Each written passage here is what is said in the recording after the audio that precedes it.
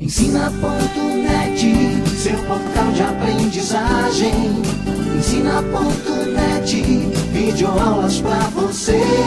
De qualquer lugar, você pode acessar. Várias formas de pagamento, invista em seu presente, pro futuro alcançar. www.ensina.net. Acesse www.ensina.net. Pessoal, vamos falar agora sobre o módulo Ética e Regulação. Um módulo bastante importante no exame de certificação da Anbid, cai muitas questões. São questões relativamente tranquilas, viu? Muito bom senso e atenção, você consegue matar essas questões. Vamos ver o programa aqui do nosso módulo? Acompanhem comigo aqui. Princípios éticos é um tópico. Segundo tópico, códigos de autorregulação da Anbid para fundos e para o exame de certificação continuada. Terceiro item, prevenção e combate à lavagem de dinheiro. Esse é um tópico bastante importante, muito trabalhado hoje em dia. E o último módulo, ética na venda. Então são esses 4 itens que compõem o módulo ética e regulação. Então vamos avançar um pouquinho mais, vamos dar uma visão geral do módulo e depois eu vou apresentando os principais tópicos.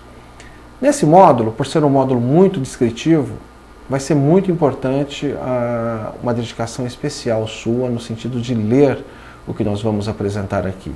Muitos slides eu irei lê-los com vocês, no sentido de procurar fixar um pouco mais esses temas, ok? Então vamos avançar. Princípios éticos. O Instituto Brasileiro de Certificação de Profissionais Financeiros, PF, Profissionais Financeiros, estabeleceu um código de ética. E nesse código de ética estão previstas as responsabilidades dos profissionais para com o público, com clientes, colegas e empregadores. E existem vários princípios. Quais são os princípios elencados? Integridade, objetividade, competência, probidade, confidencialidade, profissionalismo, diligência e conhecimento do cliente. Conheça o seu cliente. Esse é um princípio muito importante. Autorregulação.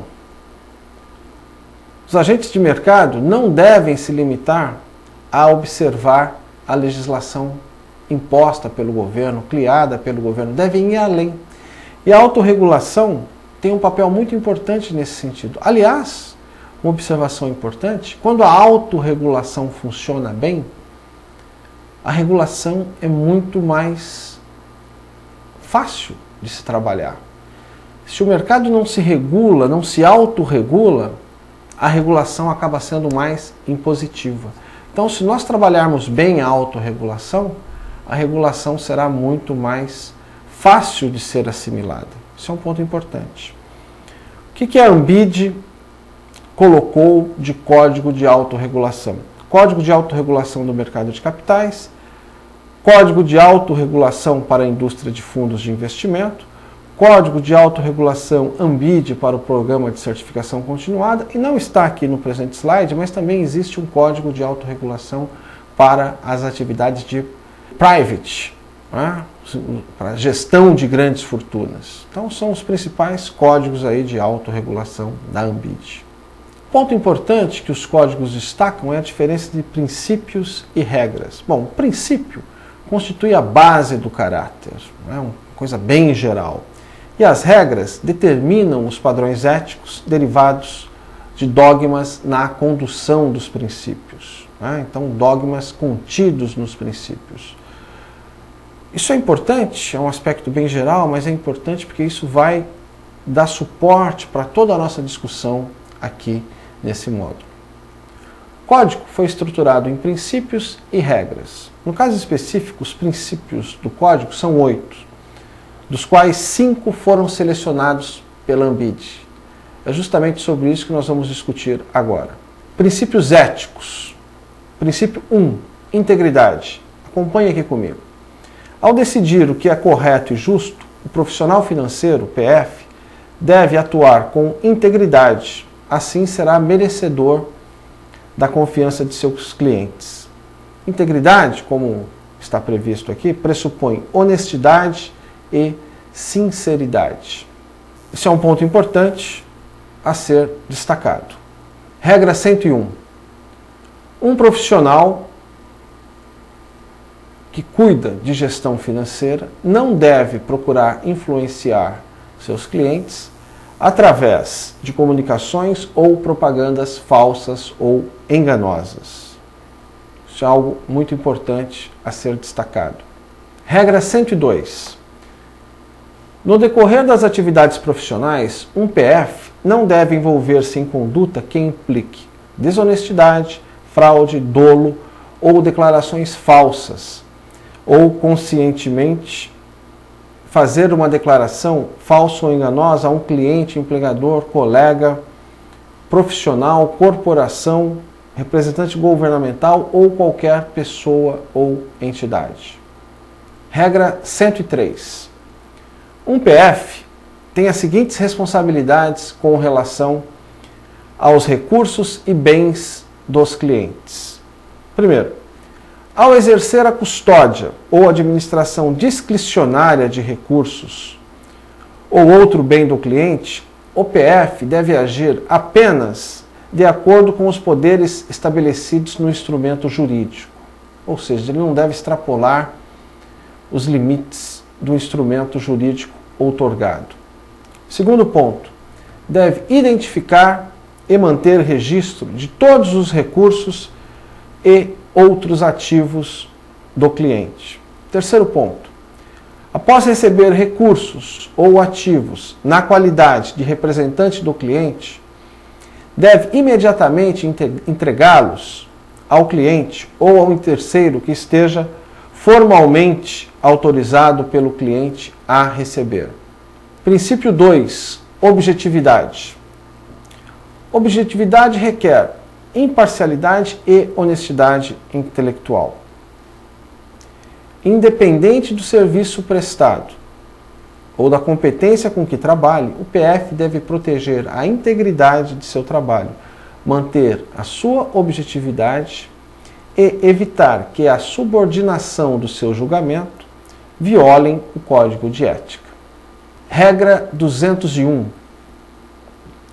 Um PF deve exercer julgamento profissional razoável e prudente ao prestar serviços profissionais. Regra 202. Um especialista em planejamento financeiro deve agir de acordo com o interesse do cliente. Esse é um ponto importante. Na verdade,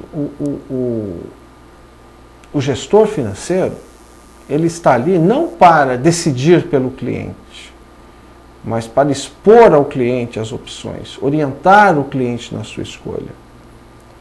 Ele tem que agir efetivamente de acordo com o interesse do cliente, não com o seu interesse. Princípio 3, competência.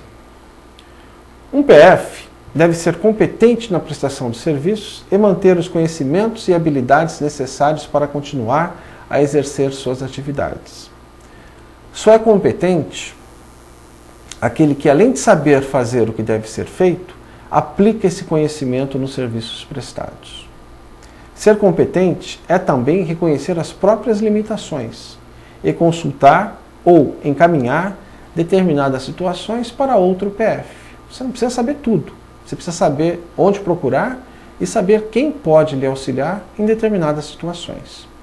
Regra 301. Um PF deve manter-se informado sobre os desenvolvimentos e mudanças relacionados ao planejamento financeiro e ampliar seus conhecimentos e capacitação técnica durante toda a sua carreira. Ou seja, é um processo de melhoria contínua. Regra 302. Um PF só deve oferecer conselhos nas áreas que tenha competência. Nas áreas em que não se sinta competente, deve buscar aconselhamento de outros profissionais, de tal forma a poder prestar o melhor serviço possível ao seu cliente. Probidade. Um PF deve realizar os serviços de forma justa e íntegra para os clientes, diretores, sócios, empregadores e revelar conflitos de interesse surgidos durante e ou em razão da prestação dos serviços. Isso é um ponto importante. Conflito de interesse é algo muito preocupante que deve ser tratado de forma muito profissional e isenta. Probidade requer imparcialidade, honestidade intelectual e a revelação dos conflitos de interesse. Probidade é tratar aos outros como você gostaria de ser tratado.